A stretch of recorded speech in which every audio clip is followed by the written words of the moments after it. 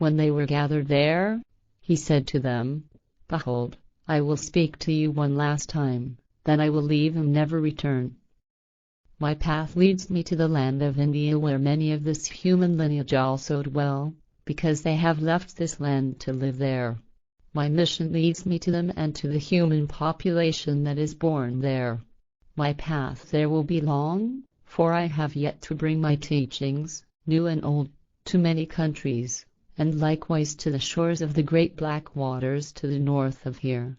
But before I leave you, I will give you my final lessons of the teachings. If humans live according to the laws of creation, they live correctly in truth.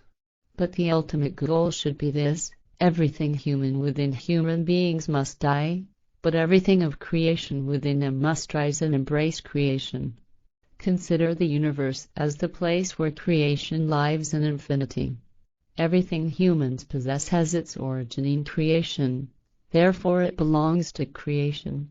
Human beings shall transform their entire spiritual lives and perfect them, so that they will become one with creation.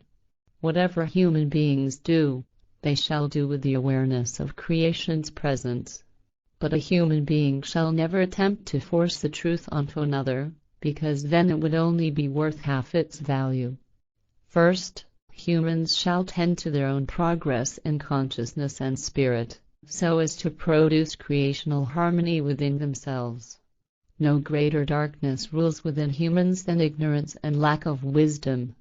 Greatness of personal victory requires uprooting and destroying all influences that oppose the creational force, so that which is creational may prevail.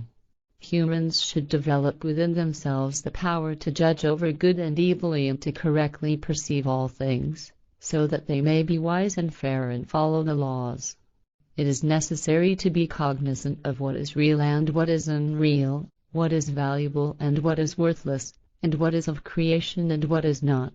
Human beings must become a cosmic unity, so that they can become one with creation.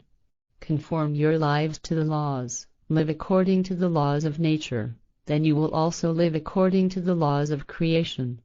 Regardless of how much humans may suffer, the power of creation within them is immeasurably greater, and it will conquer all ills.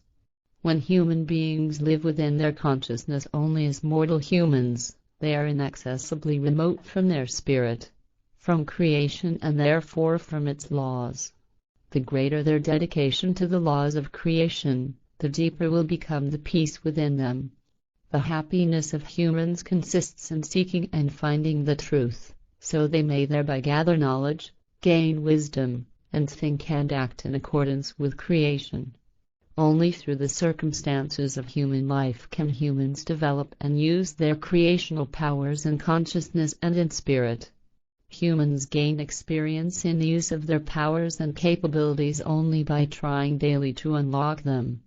As long as human beings do not become one with creation, they will never be able to rise above death or near death, since the fear of the unknown is within them. Only when they are able to fully recognize the perfection and unity of creation can they slowly begin to acquire sublimity.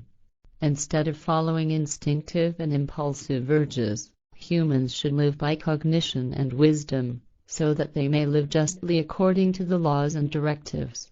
Humans should not lose their way in the thicket of limitations, but should expand their consciousness and seek and find knowledge, logic and truth, and from these learn wisdom. Thereby they will come closer to their life's goal and become cognizant of the creational principle in all things.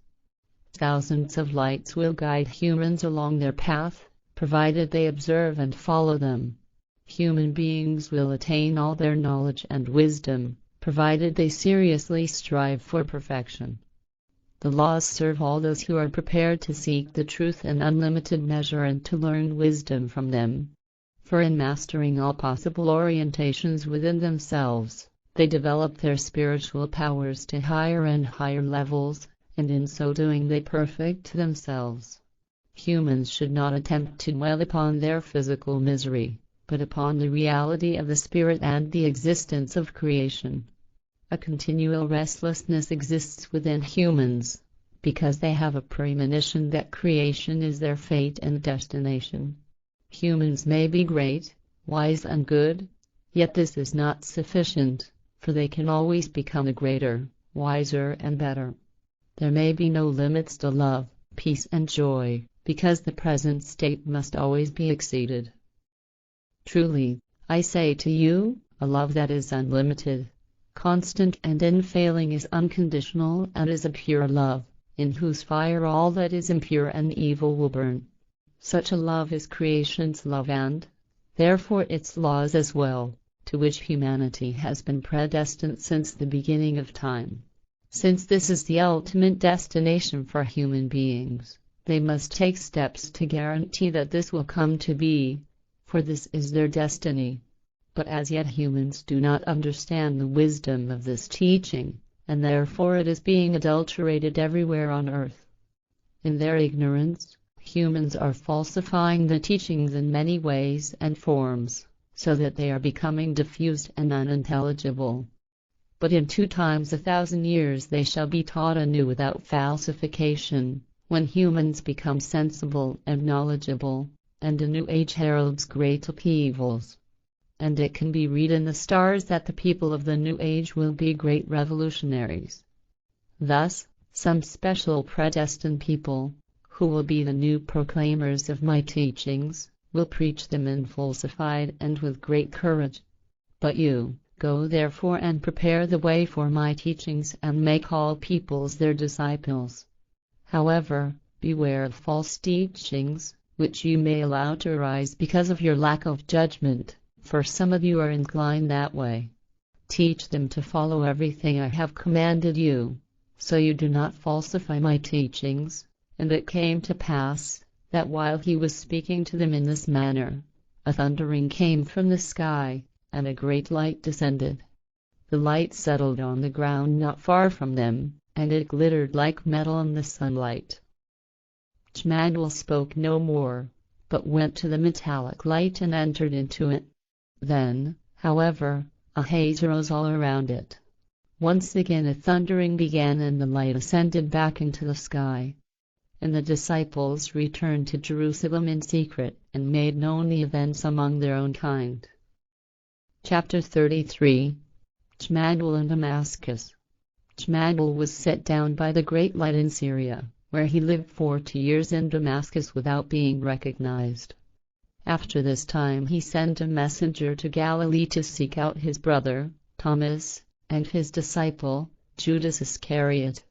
2 months passed, however, before they joined Jmmanuel and brought bad news. His brother Thomas spoke, saying, "Your disciples have greatly falsified your teachings. They insult you by calling you the Son of God, and they also set you equal to creation. The chief priests and elders persecute your followers and have them stoned when they are caught. But Thomas, one of your disciples, fled, and it is reported that he has departed with a caravan for the land of India. A great enemy of yours has arisen in a man named Saul. He is fuming with rage and utters death threats against your disciples and those who trust in your teachings. He is having letters written to the synagogues in all regions, whereby if any followers of your new teachings are found, they will be bound and taken to Jerusalem. No distinction is being made between women, men and children,